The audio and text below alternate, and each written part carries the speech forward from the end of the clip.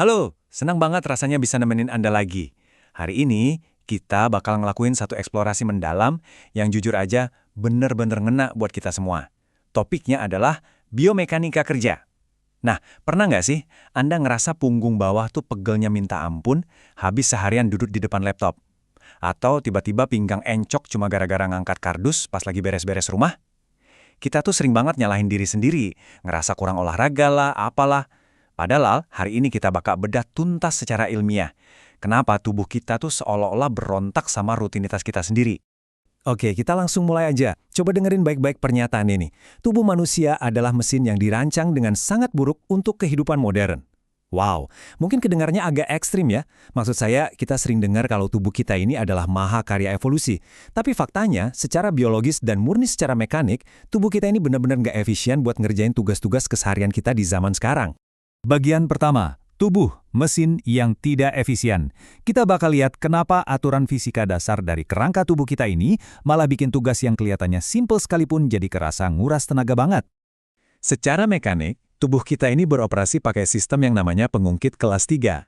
Gampangnya gini, pada persendian kita ke siku atau tulang belakang, titik upaya kita, yaitu otot yang kerja buat narik, itu lepaknya ada di antara sendi dan beban di ujung tubuh kita.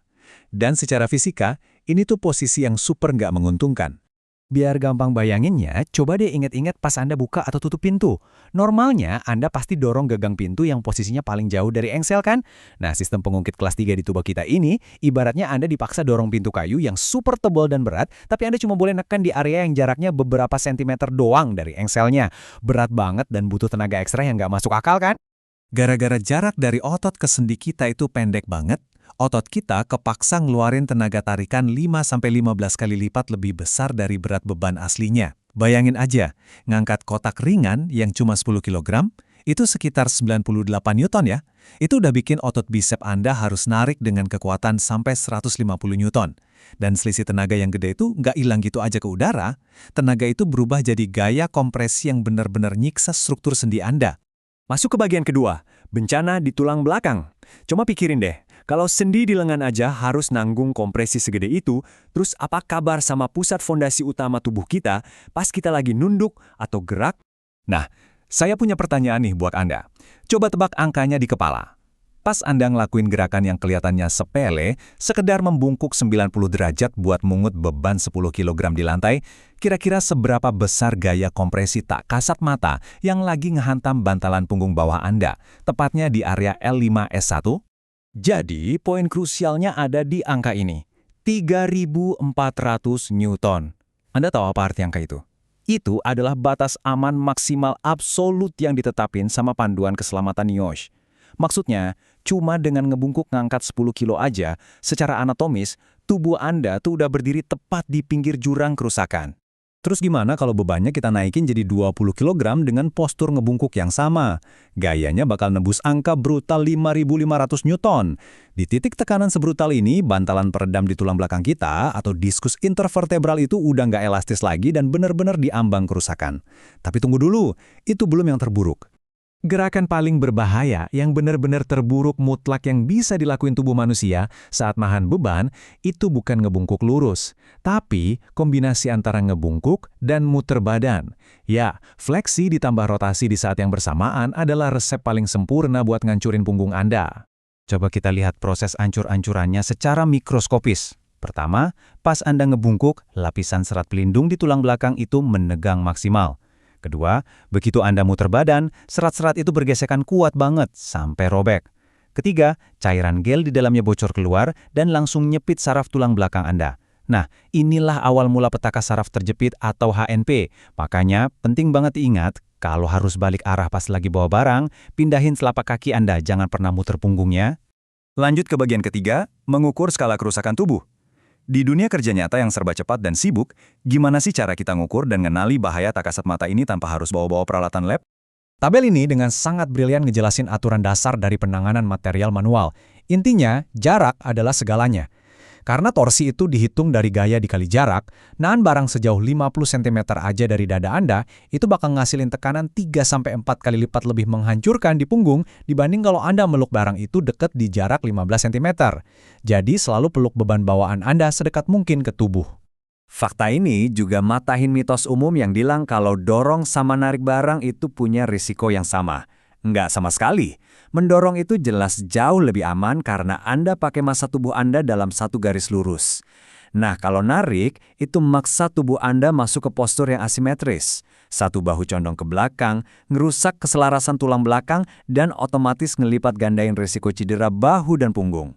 Buat ngukur resiko secara profesional di lapangan, evaluator biasanya pakai sistem skor kayak Rula dan Reba. Rula ini fokusnya ke postur tubuh bagian atas buat kerjaan yang statis, kayak desainer grafis atau operator komputer. Kalau Reba, itu buat ngevaluasi keseluruhan tubuh pada pergerakan yang dinamis, kayak pekerja bangunan atau perawat. Inti dari keduanya simpel banget. Semakin jauh persendian Anda keluar dari posisi santai dan netralnya, bakal semakin tinggi juga skor risikonya. Emang sih, duduk ngebungkuk natap layar laptop berjam-jam gak bakal matahin tulang Anda detik itu juga. Tapi ini tuh kerjanya lebih mirip sama ilmu toksikologi. Kerusakan ergonomi adalah hasil dari konsep respon dosis. Ini tuh semacam peracunan yang lambat.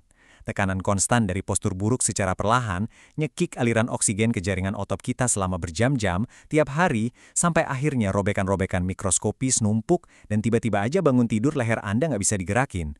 Kita masuk ke bagian keempat, jebakan psikologi posisi kerja. Ini ada satu twist kontradiksi yang menurut saya ngena banget.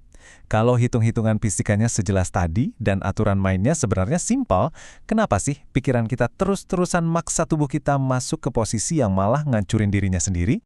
Nah, hal yang benar-benar menarik dari hierarki pengendalian risiko di tempat kerja itu adalah alat pelindung diri kayak sabuk punggung yang justru paling sering dipakai, faktanya ada di posisi pertahanan paling lemah. Solusi yang benar-benar kuat itu harusnya rekayasa fisik. Misalnya ngatur ulang tinggi meja atau monitor komputer supaya tubuh kita nggak perlu repot-repot adaptasi sama lingkungan fisik yang buruk. Terlalu ngandelin sabuk punggung itu malah sering bikin pekerja masuk ke jebakan sabuk punggung. Alat ini memanipulasi psikologi pemakainya dengan ngasih ilusi keamanan palsu. Pekerja jadi ngerasa kayak pahlawan super yang kuat banget. Terus, tanpa sadar, mereka malah ngangkat beban yang jauh ngelewatin batas kapasitas fisiknya. Ujung-ujungnya, kerusakan biomekanis di tulang belakang yang kejadian malah jauh lebih parah. Hal yang sama juga berlaku buat mitos rotasi pekerjaan. Sering banget perusahaan mindahin pekerjanya dari tugas berat ngangkat kardus ke tugas yang cuma berdiri sambil nunduk ngerjain sesuatu di ban berjalan. Dipikirnya ini ngebantu. Enggak sama sekali. Selama tulang belakang bawah Anda masih nahan kompresi akibat postur yang nggak netral, tulang belakang Anda tuh sebenarnya nggak pernah bener-bener istirahat. Buat istirahat, Anda harus pindah ke aktivitas dengan kelompok otot yang bener-bener beda, misalnya dengan duduk bersandar santai. Pekerja dengan skor risiko berbahaya yang tinggi, misalnya yang kerja di call center, mereka itu sebenarnya sering ngabahin peringatan rasa sakit dari tubuhnya. Bukan karena mereka nggak tahu cara duduk tegak, tapi karena adanya tekanan target waktu dan budaya kerja yang nuntut serba cepat. Otak manusia ngerespon stres itu dengan masuk ke mode bertahan hidup. Akhirnya kita jadi masa bodoh sama postur leher dan bahu kita, karena buat otak, yang paling penting saat itu adalah gimana kerjaannya cepat selesai. Nah, buat nutup eksplorasi kita hari ini, saya pengen ngajak Anda sedikit evaluasi. Coba deh, pas Anda dengerin kalimat saya ini, perhatiin postur tubuh Anda sekarang juga. Apa leher Anda lagi nunduk tegang natap layar, atau bahu Anda lagi kaku nahan tangan Anda? Pertanyaannya, apakah itu murni karena posisi layar yang salah, karena kebiasaan bertahun-tahun yang dibiarin, atau jangan-jangan ada stres tersembunyi yang bikin Anda diam-diam neken tombol mute pada alarm rasa sakit tubuh Anda sendiri? Menarik buat dipikirin kan? Terima kasih banyak udah bergabung hari ini, sayangi selalu tulang belakang Anda dan sampai jumpa.